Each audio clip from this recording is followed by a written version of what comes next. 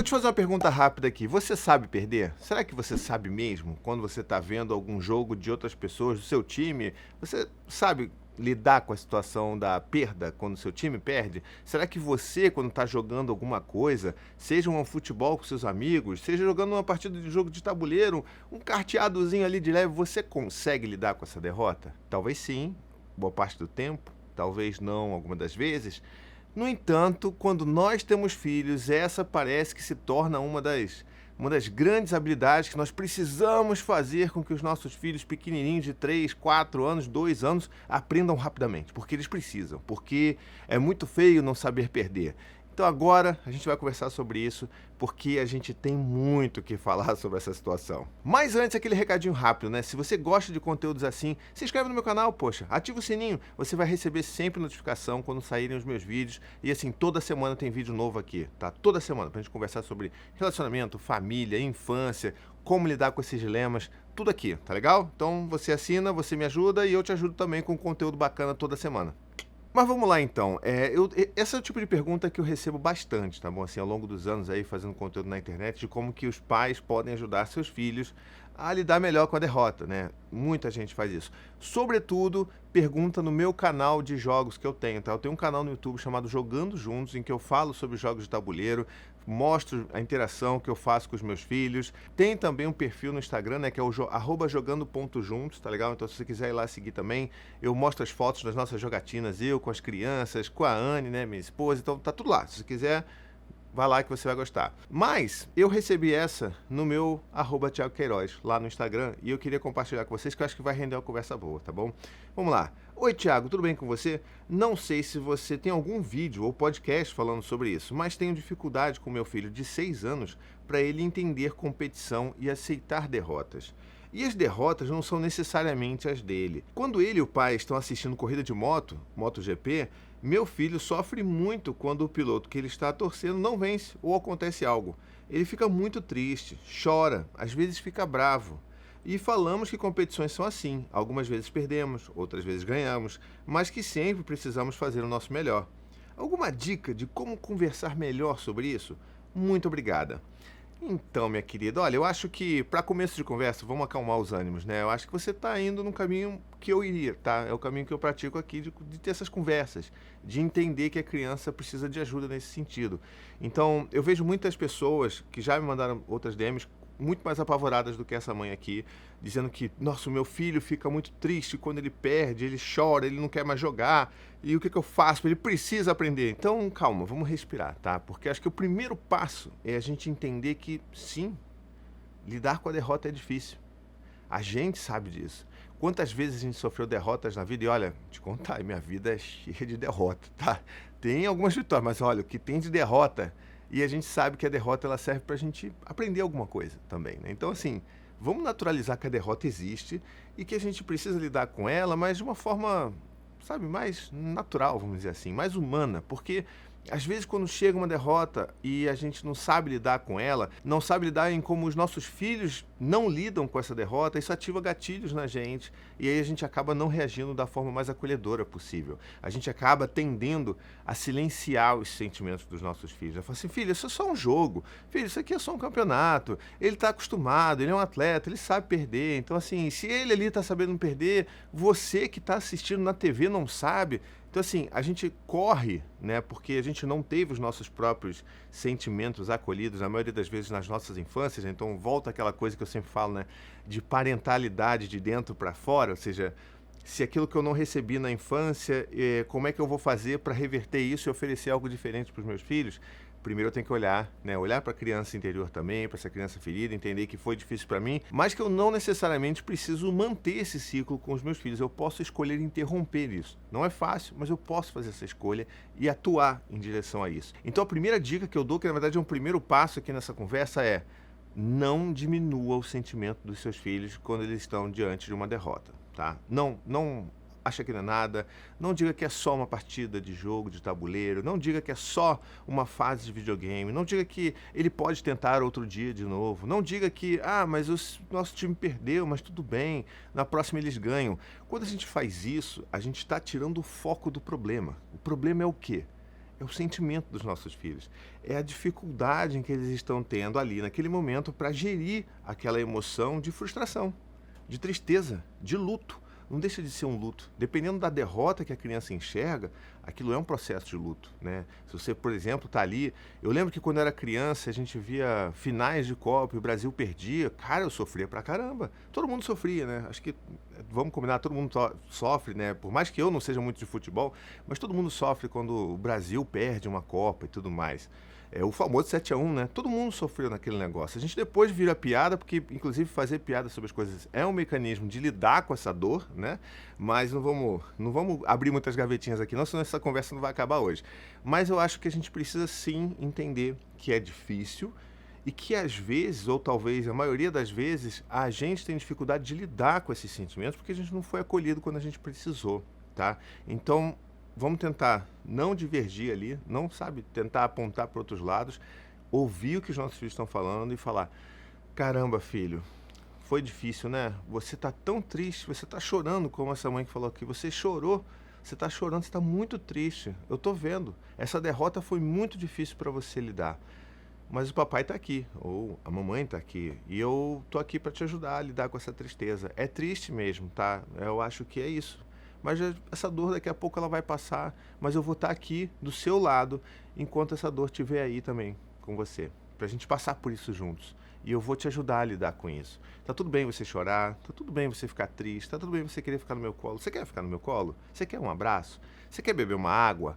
Sabe, a gente precisa entender que nós, né, em relação aos nossos filhos pequenos, nós somos correguladores emocionais. Eu já falei isso algumas vezes nos meus conteúdos na internet. E a gente precisa lembrar disso, porque os nossos filhos não têm ainda, né, todos os aparatos de inteligência emocional para lidar com todas essas questões. Eles vão desenvolver isso ao longo do tempo. E vão desenvolver isso de uma forma otimizada se nós ajudarmos a passar por isso, sabe? Então, assim, é entender, é nomear os sentimentos, é falar: olha, o que você está sentindo é tristeza, você está muito frustrado, está doendo em você, e eu estou vendo isso, eu enxergo você. Então a gente nomeia, reconhece, acolhe, sabe? Isso que é importante para a criança passar por uma derrota, porque isso que vai ajudar de fato ela a entender que, ok, a gente vai passar por derrotas, ok, é triste, e sempre que estiver muito difícil para mim, eu vou ter a quem recorrer nesses sentimentos que são grandes demais para eu lidar. É essa mensagem que a gente deveria focar com os nossos filhos. Com relação a tudo, mas muito especificamente com relação à derrota. Então, o primeiro passo é esse. Entender que a derrota ela vai acontecer, mas que a gente não precisa não olhar para ela. A gente pode olhar e falar: oi, sentimento de tristeza. Oi, luto, sabe? Oi, frustração. Tô vendo você aí. Eu vou ficar aqui sentindo isso, vou ter o apoio que eu preciso até isso se amenizar. E aí a gente segue na vida, fazendo outras coisas e, né, vamos viver outras vidas, outras derrotas, algumas vitórias, né? Então acho que a ideia é a gente olhar com mais naturalidade para isso, sabe? Ao invés de só falar: não, a gente sempre vai ter derrota, a gente sempre vai perder, os nossos filhos precisam aprender a perder.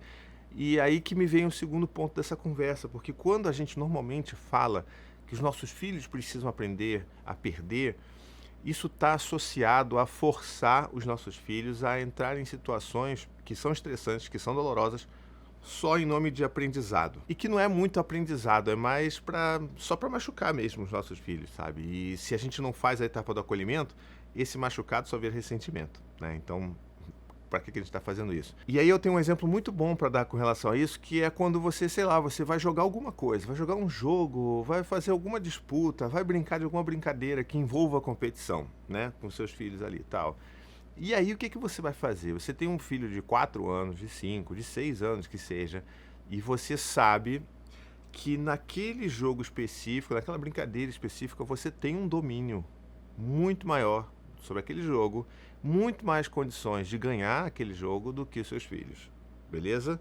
E aí, por isso, você fala: não, então eu tenho que jogar no meu melhor, dar o meu melhor aqui pra ganhar e acabar com o meu filho, e ser assim, mostrar que eu ganho mesmo, porque vai perder e ele precisa aprender a lidar com isso. Não, isso tá, sabe, isso flerta um pouco com sadismo, porque assim, vocês não estão em condições de igualdade, né? Você não tá ali partindo do mesmo lugar, então para que você está usando algo que você domina muito mais só para subjugar o seu filho? Entende?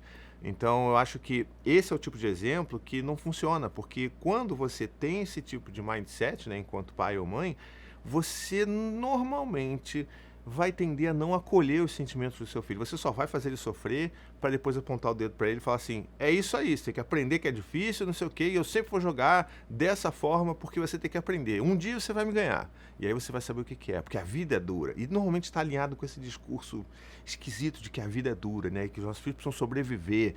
E assim, eles precisam sobreviver sim, mas não dentro das nossas casas, né? Nossas casas deveriam ser redutos ali seguros para os nossos filhos descansarem, para os nossos filhos crescerem, desabrocharem ali ao redor do nosso amor e não apesar daquilo que a gente provoca na vida deles, sabe? Conscientemente, principalmente, né? Porque existem as coisas que a gente provoca na vida dos nossos filhos que são inconscientes, que estão fora do nosso controle.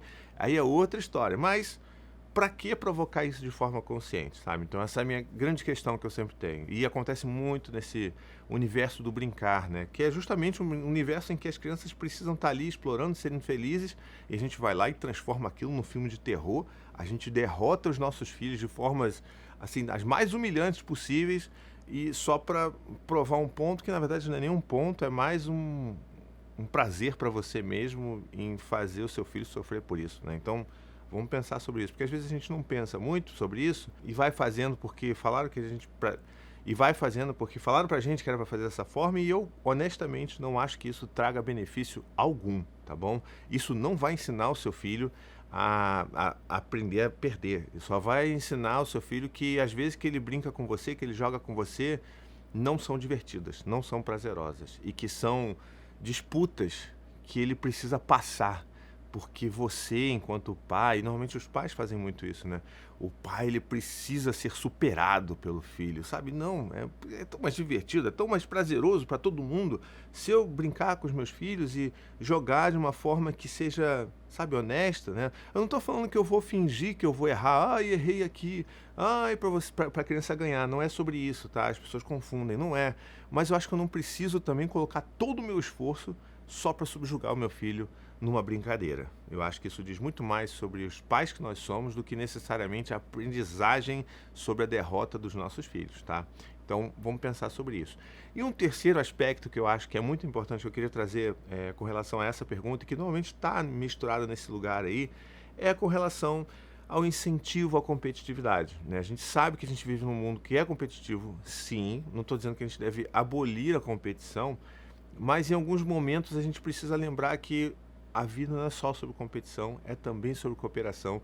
Nós, enquanto seres humanos, só sobrevivemos porque vivemos em cooperação também, né? Então, assim, nós enquanto espécie, ok que a competição ela é estrutural, ela existe porque é um sistema, né? Tá aí. Mas a gente precisa lembrar que a gente também trabalha muito em cooperação.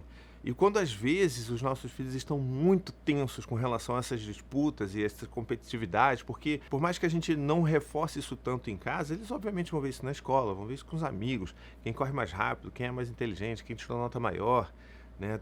Isso vai estar na vida dos nossos filhos. A gente não tem como blindar, e nem é bom blindar, tentar blindar dessa forma. Mas eu acho que é importante a gente saber dosar também. Então, se a gente está falando agora especificamente de jogos e de brincadeiras, às vezes, quando os nossos filhos estão, sabe, ficando muito estressados com essas coisas de perder, de não saber perder, talvez seja um bom alerta para a gente voltar a fazer algumas coisas que sejam cooperativas, sabe? Então, pegar um jogo que todo mundo jogue junto para vencer o jogo. Montar um quebra-cabeça juntos, sabe? Coisas que as pessoas façam juntas. Ou então, tipo, jogar a bola pro alto um pro outro, e o grande barato do negócio é não deixar a bola cair, e não que alguém vá perder. Então, às vezes é bom a gente resgatar essas coisas, porque isso faz diferença. A gente está sempre, sabe, sobrecarregando, trazendo situações de estresse para o cérebro dos nossos filhos, e às vezes a gente precisa trazer situações também que são para a criança entender que a gente está cooperando também, que a competição ela é importante em vários aspectos da vida, mas que precisa viver na prática também a cooperação e entender os prazeres que também existem ao redor de atividades ou brincadeiras que tragam ali ou que venham através da cooperação, tá? Então, acho que é bom também dosar. Isso eu faço direto aqui em casa, principalmente com os menorzinhos, né? Então, assim, o Dante e o Gael, eles já são maiores, eles já conseguem lidar muito melhor com derrota, claro. Mas isso não quer dizer que eles não vão sofrer. Eles vão sofrer, eles também precisam de acolhimento, tá? Mas quando a gente está falando da Cora, da Maia, principalmente, que tem 4 anos, então para ela é difícil pra caramba lidar com, sabe, com a frustração da derrota quando ela tá jogando alguma coisa comigo. Então, pra que eu vou ficar massacrando isso? Então, às vezes é melhor, vamos deixar isso aqui um pouco de lado? Vamos jogar alguma coisinha cooperativa? Vamos fazer alguma coisa junto, sabe? Vamos brincar de massinha, sabe? E aí a gente vai trabalhando essas questões, porque assim, é inevitável. Os nossos filhos vão passar por inúmeras derrotas ao longo da vida. Não é massacrando a infância deles que a gente vai fazer com que eles aprendam a lidar com isso. Principalmente se quando a gente massacra, a gente sequer acolhe os sentimentos que vêm dessa derrota, tá bom? Então, era um pouco do que eu queria trazer de reflexão aqui. Eu não sei como é que bateu para você aí. Me diz nos comentários, deixa aí nos comentários, ou bota na caixinha de perguntas aí, ou me manda DM. Faz de qualquer jeito que você quiser, mas me diz como é que funciona aí na sua casa e se essa mensagem fez algum sentido para você. E principalmente, tá? Porque se ela fez sentido para você, se ela te ajudou de alguma forma a ter algum insight, manda para mais alguém. Manda para um amigo ou para uma amiga. Que eu tenho certeza que você vai ajudar essa pessoa e vai me ajudar a trazer essa mensagem para outras pessoas que talvez nem conheçam o meu trabalho, tá bom? E é isso, então. Eu queria fazer um último recado. É claro que se você gosta muito do meu trabalho, você pode se tornar um apoiador ou apoiadora no meu trabalho de produção de conteúdo aqui na internet. Já há 11 anos produzindo conteúdo de graça, de qualidade, para todo mundo assistir e consumir. Então você pode ir lá no apoia.se/paizinho, e com R$ 15 mensais você se torna um apoiador ou apoiadora do meu trabalho. Ou seja, é pouco, mas faz muita diferença para mim. Se todo mundo juntando seus R$ 15 ali, me ajuda a pagar muita coisa, sabe? Me ajuda a continuar investindo em equipamentos, me ajuda a investir na pessoa que edita, na pessoa que me ajuda na produção, sabe? Tudo. Então, assim, vocês fazem a diferença. E é claro que vocês não vão sair daí de mãos abanando, porque além do quentinho no coração, vocês também vão poder entrar no meu grupo de apoiadores lá no WhatsApp, um grupo secreto em que a gente vai estar sempre trocando ideias, sempre se ajudando e sempre falando sobre temas que às vezes até viram conversas aqui na internet, como novos conteúdos. Então, fico aguardando você por lá, tá legal? Vou ficando então por aqui. Um beijo, até a próxima e tchau, tchau.